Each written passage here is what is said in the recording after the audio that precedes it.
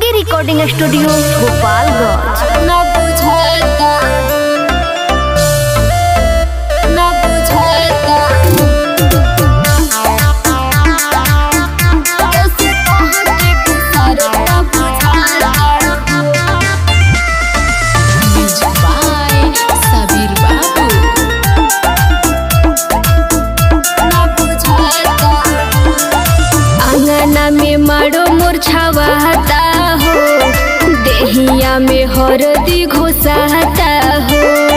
देहिया में हरदी घुसाता आंगना में मारो मुरझावाता हो, देहिया में हरदी घुसाता हो। हमर केहू नइखे बुझाता हो,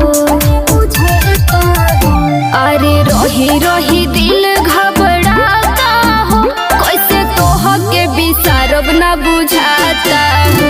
अरे रही रही दिल घबराता हो, कैसे तोहके बिसारब ना बुझाता हो।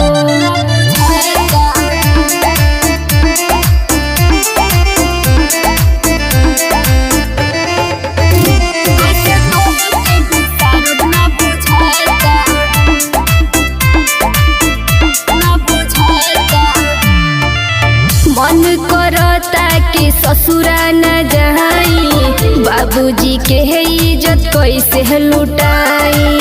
बाबूजी के इज्जत कैसे लुटाई। तोहके देखी अपना घर के बढ़न कलंक लागल हमरा सर पे। एले निमन रही के हम मर जाई हो, अरे रही रही दिल घबराता हो, कैसे तोहके बिसारब ना बुझाता हो। अरे रही रही दिल घबराता हो, कैसे तोहके बिसारब ना बुझाता हो।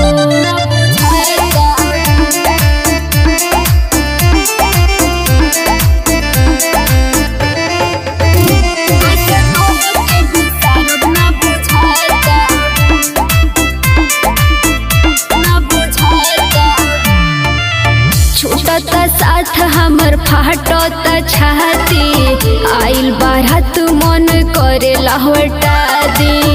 आइल बारात मन करे लहटा दी। दुल्हन बनत बानी भले सन दीप के, अरिया पीरहिती के बाढ़ कॉलेज में।